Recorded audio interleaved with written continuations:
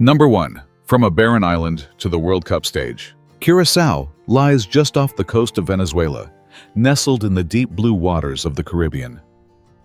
But if you imagine it as a lush tropical paradise covered in dense jungle, you'll be surprised. Curaçao is rugged and rocky, filled with cacti, strong winds, and dramatic cliffs, battered by powerful waves. Its nature is not gentle. It is harsh, sun-scorched, and unforgiving. What's truly remarkable is that the people of Curaçao do not try to hide this barrenness. Instead, they turn it into the backdrop for a vibrant identity. In the midst of this seemingly inhospitable land, they built the colorful capital of Willemstad, created their own unique language, Papiamentu, and preserved distinctive traditions like tambu music, the Sayu festival, and dishes born out of scarcity. Every detail reflects a clear spirit. When nature offers, little people must create their own value. Recently, the world has seen this spirit shine even brighter through football. With a population of just over 150,000, Curaçao achieved the extraordinary feat of qualifying for the 2026 World Cup. That number is almost unbelievable. In many countries, 150,000 people is merely the size of a single district or small town. Yet, for Curaçao, that small population was enough to share one big dream, enough to put the name of this tiny island on the greatest sporting stage on Earth. What makes this story special is not just the World Cup. It's the way Curaçao continues to push beyond its own limits. A small piece of land can create a big culture. A small nation can make the world stop and notice its name. And a barren island can still shine in its own brilliant way. Curaçao reminds us that the true value of a country is not measured by its size on the map, but by how its people transform adversity into identity. A Caribbean paradise, dry as a desert. After seeing how Curaçao's women quietly sustain the island's rhythm, it becomes clear that the island's resilience is not a matter of luck. It has been forged in the very land its people must live with every day. Because Curaçao is not the lush, green Caribbean paradise many imagine.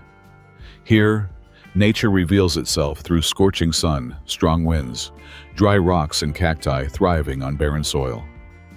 What's striking is that while Curaçao sits in the middle of the deep blue Caribbean Sea, its landscape feels almost semi-desert.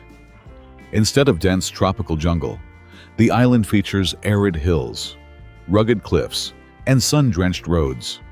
The scenery is not gentle, but it is unforgettable. It reminds us that the Caribbean isn't just one shade of turquoise. It can also be rugged, arid, and full of character. This very dryness is what defines Curaçao's unique beauty. On the northern coast, powerful waves crash against the rocks, carving dramatic sea caves and dramatic cliffs. Inland, cacti and drought-resistant shrubs dominate the landscape. Nature here does not pamper its people. It forces them to adapt. And from that adaptation, Curaçao has developed a clear philosophy of life. Instead of complaining about hardship, they learn to turn it into identity. What impresses most about Curaçao is not just the dry land or hard rocks, but the striking contrast between nature and human life. Against this sun-baked, windswept backdrop, the people have created colorful streets, vibrant festivals, lively music, and a distinctive way of life. If nature gave Curaçao little green, its people created their own colors through culture, architecture, music, and lifestyle. Curaçao doesn't attract visitors by being like other Caribbean islands. It stands out because it dares to be different. A semi-desert island that still offers turquoise seas, a colorful historic capital, and a rich, vibrant culture. This contrast is what gives Curaçao its charm. The harsher the conditions, the more creative its people become. The less favored by nature, the more beautifully they learn to shine on their own. Number 2, radiant beauty in a rugged land. If you want to understand Curaçao, don't just look at the blue sea, the colorful houses, or even its World Cup miracle. Look at the women of this island. According to CBS Curaçao on January 1st, 2026 Curaçao had about 158,000 people. More than 86,700 of them were women, while around 71,200 were men. That means women made up nearly 55% of the population. On a small island like Curaçao, that is more than just a statistic. It raises an interesting question: if women are the majority, how much do they shape everyday life on the island? And this is where the story gets even more interesting. Women in Curaçao are not only the majority in population, they are also strongly present in work and education. According to Curaçao Chronicle, citing CBS data, out of about 72,000 employed people on the island, more than 38,000 were women compared with nearly 34,000 men. The 2023 census also shows that women generally have higher levels of education than men across several categories. In other words, women are not just part of family life or cultural traditions. They are also helping keep the island moving every single day. But Curaçao is not a perfect paradise of equality. Even though women are more numerous, often more educated, and strongly active in the workforce, CBS data still shows that they earn less than men in most age groups. The gap becomes even clearer among older age groups. And that is what makes this story deeper. Women in Curaçao are a powerful force, but they still face inequalities that have not disappeared. Their presence is undeniable. But the road to true equality is not finished yet. During the Sayou Festival, Curaçao women balance harvest baskets on their heads and dance to traditional rhythms. This is more than just a beautiful performance. It is a living reminder of their ancestors' hard labor on arid land, under the scorching sun, and amid uncertain harvests. With every step, these women recount the story of the island's quiet resilience. Women also play a profound role in tambu music. As the drums echo, their rhythmic hand-clapping forms the heartbeat of the community. But it is far more than accompaniment. Born from pain oppression and the yearning for freedom, tambu carries deep historical weight, and it is the women who help keep that spirit alive. What makes them truly special is that Curaçao women are not on the periphery of culture. They are its keepers. They pass down the language traditions, recipes, festivals, and family stories. On a small island where identity is constantly challenged by outside influences, their role is indispensable. Without them quietly preserving every custom and memory, Curaçao's soul could easily fade. That is why Curaçao women don't need to be loud or flashy. Their power lies in their quiet strength and perseverance. They hold families together, keep festivals alive, ensure the music continues to play, and protect the unbroken chain of collective memory. Curaçao may be small on the map, but thanks to these women, the island's spirit lives on, passed faithfully from generation to generation. Number 3. The small island that speaks with the memory of many worlds. If you want to truly feel the culture of Curaçao, perhaps you should begin with Papiamentu, a language you cannot see with your eyes, but one that echoes through everyday conversations across the island. It is a Creole language shaped by many layers of influence: Portuguese, Spanish, African languages, Dutch, French, English, and even Arawak. What makes Papiamentu special is that it is not only spoken at home or on the streets, it also appears on television, in public life, and even in parliament. A small island, yet it has a voice of its own. Papiamentu makes Curaçao different because it is not simply a mixed language. It feels like a place where the memories of many continents meet, then flow together into one shared voice. In every sentence you can hear traces of colonial history, migration, trade, slavery, and the encounters between different communities. But instead of allowing all those influences to make it fade, Curaçao turned them into identity. A small island, yet it speaks with the memory of the whole world. Curaçao's culture does not live only in its language. It also appears in the way many communities live together on a small piece of land. According to Curaçao's tourism information, More than 50 nationalities are present on the island. That is why its identity is not shaped only by Dutch or Caribbean influences, but also by African, Latin American, Sephardic, Jewish, Indigenous Arawak, and modern migrant communities. Curaçao is like a meeting point where many cultures pass through, encounter one another, and leave part of their traces behind. That meeting of cultures has created a naturally multilingual way of life. In Curaçao, a person may speak Papiamentu with family use Dutch in documents or at school, switch to English when meeting tourists, and use Spanish in trade. In many places, that kind of mixing could make life feel complicated. But in Curaçao, it has become part of everyday life. People do not simply know many languages. They know how to live between many worlds. For that reason, Curaçao's culture is not a closed, pure, or easily defined identity.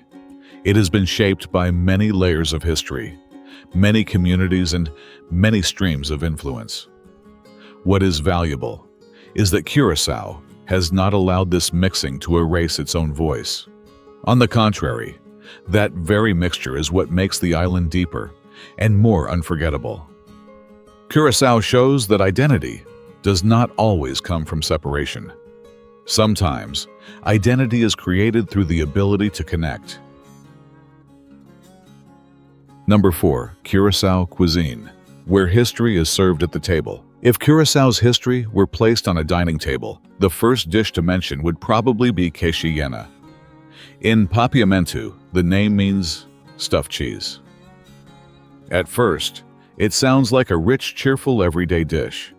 But behind that layer of cheese lies a long story of scarcity, inequality, and survival. According to the Curaçao Tourist Board, Cuisine is considered one of the island's signature dishes, and at the same time, a historical trace connected to Curaçao's past of slavery. What makes Cuisine special is not simply that it uses cheese, but how the dish was born. From the discarded shells of Edam or Gouda cheese, people would fill the inside with meat, vegetables, olives, raisins, and whatever ingredients were left, then cook it into a new dish. Something once seen as leftovers became valuable. In Curaçao, it became a source of pride. Can you believe that an iconic dish could begin with something other people no longer wanted? But Curaçao is not only known for Cuisine. The island also has a name that almost anyone who has been to a bar or seen a cocktail menu may have heard before: Blue Curaçao. Its bright blue color is so striking that many people assume the flavor comes naturally from some kind of blue fruit. But it does not. According to Senior & Co., the flavor of Curaçao liqueur comes from dried Laraja orange peels from the island. The famous blue color is mainly what makes the cocktail look more eye-catching. What is interesting is that the Laraja orange is not a sweet, easy-to-eat fruit. It is tied to Curaçao's dry climate, a place where many things do not grow in the most comfortable way. Yet from that bitter orange, the people of Curaçao created a flavor that traveled around the world. This story reflects the spirit of the island itself. Something that seems difficult to use, difficult to live with, or even easy to overlook can still become a unique mark of identity if people know how to see it differently. That is why Curaçao's cuisine is not a single, simple stream. It is a blend of African, European, Caribbean, and Latin American influences. Beyond Cuisine, there are dishes like pastechi, Creole style, fish funchi stoba, Dutch foods, and even Indonesian influences that passed through the history of Dutch colonialism. Each dish feels like a small piece of memory. When everything is placed on the same table, we do not see only food. We see how Curaçao turns history, scarcity, and cultural mixing into a flavor of its own. Number 5. Curaçao festivals, colorful on the outside, full of memory within. If Curaçao's culture is a voice made of many layers, then its festivals are the moment when that voice rings out the loudest. On this small island, festivals are not just about music, costumes, and parades.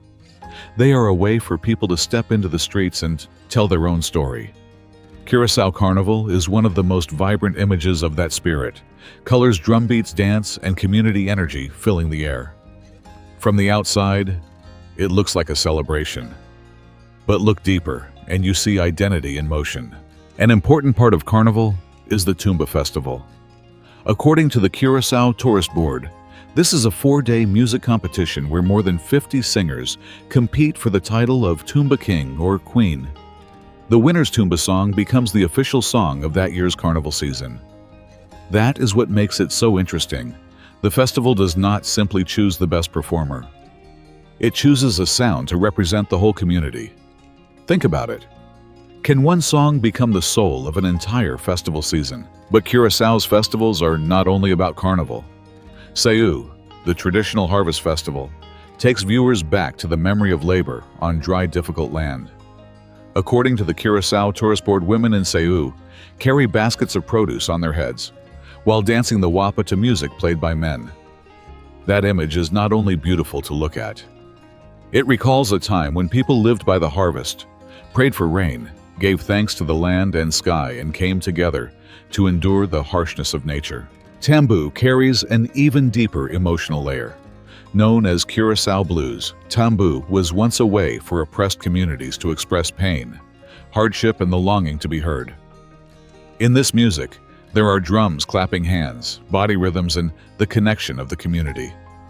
Women often keep the rhythm through clapping, creating the foundation for the sound and movement. When words are not strong enough, the drums speak. And when history is too heavy, festivals become a place where memory continues to live. That is why festivals in Curaçao are not just meant to make the streets more colorful. They help the island preserve the things that time could easily wash away: memories of labor, historical pain, gratitude, music, and community pride. Carnival makes Curaçao burst into color. Tumba turns music into a shared voice. Sayou preserves the memory of the harvest. Tambu turns pain into rhythm. And together, they all say one thing: Curaçao does not forget its past. It turns that past into celebration. Number 6. The places that make Curaçao unlike any other Caribbean island. A candy-colored city amid a stone desert. If the Queen Emma Bridge surprises people because a bridge can swing open in the heart of the capital, then Willemstad captivates them for another reason: its colors. Amid Curaçao's dry land, blazing sun, and constant winds, the capital appears like a vibrant ribbon of candy nestled by the sea. Rows of yellow, blue, pink, orange, and red houses stand shoulder to shoulder, their reflections shimmering on the water, creating a scene that is both striking and almost unbelievable. What makes Willemstad special is not just the abundance of colors, but the fact that these colors exist in a place where they seemingly don't belong. Surrounding Curaçao are dry rocks, cacti, barren soil, and harsh sunlight. Nature here is neither gentle nor lush. Yet against this arid backdrop, people have built a capital so vibrantly colorful that it leaves a lasting impression after just one glance. The houses in Willemstad feature classic Dutch colonial architecture, tall facades, gabled roofs, and orderly windows. However, Curaçao did not simply copy the Netherlands. The island took that European framework and infused it with Caribbean soul. The result is something truly unique: buildings with Dutch shapes, but colors, light, and spirit that belong entirely to Curaçao. Willemstad is not a European city transplanted into the Caribbean. It is a transformation. What was once part of colonial history has been reshaped by the local people into their own distinct identity. The brightly painted walls do more than beautify the city. They give Curaçao its own voice among countless other Caribbean islands. Looking deeper, the colors of Willemstad represent humanity's defiance against aridity. When the land offers no green, people make their houses burst with color. When the sun is too harsh, they turn that same sunlight into something that makes the colors pop. When nature withholds softness, they create beauty with their own hands, taste, and zest for life. That is why Willemstad is not just a beautiful capital. It is Curaçao's colorful declaration, an island that may be small, rocky, and windswept, but whose people refuse to live in dullness. They turn every facade, every street, and every splash of color into a bold statement that Curaçao may be small and harsh, but it will never fade into the background. The bridge that walks through the heart of the city, beyond the dry land rocks, blazing sun, and cacti, Curaçao hides something that makes many first-time visitors stop in their tracks. Right in the heart of Willemstad, a bridge, carrying people, suddenly detaches from the shore. It sounds like an accident, but it's not. That's simply how the Queen Emma Bridge works. This bridge is unlike any ordinary, fixed, heavy structure that stands still for decades. It is a pontoon bridge connecting the two historic districts of Punda and Otrobanda in Willemstad. During the day, locals and tourists stroll across it like a normal city walkway. But when a large ship needs to enter the bay, the bridge doesn't make the ship wait. Instead, it gracefully swings open to one side, creating a path across the water. Imagine walking on the bridge. Beneath your feet is the turquoise sea. On both sides are the famous brightly colored buildings of Curaçao. The Caribbean breeze blows gently, and everything feels perfectly ordinary. Then suddenly, the bridge begins to move. Slowly, it detaches from the shore, carrying the very section of road you were just walking on. If you're on the bridge, you may have to pause and wait until it returns to its original position. This unique feature makes Queen Emma Bridge one of Curaçao's most fascinating symbols. It is not just a way to cross from one side to the other, it is a living part of the city. Every time it swings open, the bridge shows how Curaçao has learned to live in harmony with the sea. The sea here is not merely a scenic backdrop. It is a trade route, a harbor, and the heartbeat of the capital. And so the bridge must know how to give way. This is what makes the story so compelling. In Curaçao, even a bridge embodies the island's spirit of adaptability. When the land is dry, people create color. When the sea divides, people build connections. When ships need to pass, the bridge doesn't resist it, moves aside to open the way. Curaçao does not exist through rigidity. It thrives through flexibility. That is why Queen Emma Bridge doesn't just surprise people because it can swing open. It stays in their memory because it perfectly tells the story of Curaçao, a small island that stands between limitation and movement, yet knows how to turn every challenge into its own unique identity. Number 7. A tiny island that speaks with the memory of the world. After Cuisine, we understand that Curaçao doesn't just know how to cook with leftovers. This island also knows how to create identity from seemingly mismatched pieces. And this is most clearly seen in Papiamentu, the language Curaçaoans use to speak, remember, laugh, tell stories, and keep themselves from fading away. Imagine walking down a street in Willemstad. From a small eatery, someone orders a dish in a language that sounds both familiar and completely unique. Some sounds resemble Spanish, others echo Portuguese. You catch traces of Dutch, English, African, and Caribbean influences. Yet, when they all come together, it is no longer a copy of any single language. It becomes Papiamentu, something entirely its own. What makes Papiamentu special is not just its mixed origins. It's the fact that a small island has managed to preserve within its language the memories of multiple continents. This language wasn't born in quiet rooms. It was forged in bustling ports, markets, family homes, migrations, encounters, and painful chapters of history. Every influence that passed through Curaçao left its mark, but instead of erasing the island's voice, they helped create a new one. Papiamentu is like a map drawn, not with borders but with sounds. It contains Africa, Europe, the Caribbean, South America, colonial memories, and the survival stories of communities that endured hardship. A small language, yet one that holds many journeys within it. In daily life, Curaçaoans use language with remarkable flexibility. They speak Papiamentu, with family Dutch in school, or official documents, English with tourists and Spanish for business. For them, speaking multiple languages isn't confusing.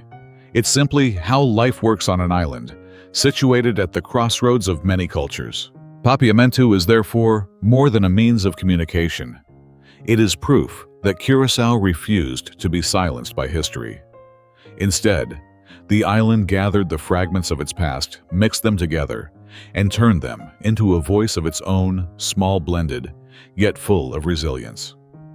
Just as Cuisine transformed leftovers into an iconic dish, Papiamentu turned scattered traces of history into the soul of Curaçao. Number 8. A tiny dot on the map, yet a gateway to three worlds. Beyond its colorful streets, movable bridges, and vibrant festivals, Curaçao has another story that is less visible, the story of how a small island sustains itself. From the outside, it is easy to assume that Curaçao lives mainly on tourism. But behind its beaches and old town lies an economy that constantly has to navigate many currents: the sea trade finance industry, seaports, airports, and even the traces of oil from its past. Curaçao's location is a key part of that story. Situated near important shipping routes in the Caribbean, the island has long been more than just a place for tourists to visit. It has also been a connection point for transportation trade oil storage-free zones at the port and airport, and wider regional activity. For Curaçao, the sea is not just a beautiful backdrop for photographs. The sea is a lifeline. Through the sea, goods pass. Through the sea, visitors arrive. And through the sea, a small island enters an economic network far larger than its actual size. After COVID, Curaçao's ability to stand back up became clearer through the numbers. According to CBS data, the number of employed people on the island rose from around 66,700 in 2022 to 71,900 in 2024. During the same period, the unemployment rate fell from 13.1% to 7.8%. These figures are not only about jobs. They show that economic life is returning, especially in tourism, construction, real estate, and hospitality. A small island, but not one that is easily knocked down. However, a recovering economy does not mean that every household feels less burdened. In Curaçao, the cost of living remains a major pressure, especially because the island depends heavily on imported goods. The prices of food, fuel, housing, and essential services can be affected by transportation costs, energy prices, and fluctuations in external markets. That is why Curaçao's economic story is not only found in employment figures or unemployment rates. It is also found in every bill, every meal, and every spending decision people make. But Curaçao also understands that recovery alone is not enough. Tourism may grow, the port may remain busy, and oil once played an important role. But the world is no longer standing still. If a small island depends only on its old pillars, it can become highly vulnerable to the next crisis. So Curaçao has begun asking a bigger question. How can it live not only from its location, but also from knowledge, services, and technology? Do you think a small island should stay safe with the old model, or dare to move in a new direction? The answer is gradually appearing in Curaçao's development strategy. The island has identified IT services, education, seaports, tourism, creative industries, and finance as priority areas. E-government for businesses is also seen as a foundation for making the business environment faster, more convenient, and more transparent. Beyond that is the vision of Smart Nation Curaçao, where ICT is used to improve public services, support sustainable development, and raise quality of life. Curaçao is trying to prove one thing: being small does not mean being left out of the future. A small island with a powerful echo. At the end of this journey, try looking back at Curaçao as if you were looking at a map folded into something very small. On that map, Curaçao does not take up much space. It does not have a massive population, a vast territory, or enough natural resources to make the world bow before it. If measured only by numbers, Curaçao could easily be seen as small. But some places cannot be measured by size. Curaçao is small, yet it created a language of its own. Papiamentu is not merely a way of speaking. It is the memory of many continents gathered into one distinct voice. Curaçao is dry and rugged, yet it built Willemstad, a city glowing like a ribbon of color in the wind and sun. Curaçao once knew scarcity, yet it turned discarded cheese rinds into caixinha, a dish that carries both dignity and creativity. Curaçao has endured pain, but it did not let that pain drown in silence. Its people turned it into tambu, into drums, into festivals, into footsteps that refuse to surrender. And though Curaçao is small on the map of world football, it has still been able to create a World Cup miracle, a reminder that sometimes what makes people remember you is not how big you are, but how far you have come from where you began. That is what makes Curaçao special. This island was not favored by nature in the easiest way. The land is not endlessly green. Its resources are not abundant. Its history has not been light. But Curaçao does not use those limits as an excuse to fade into the background.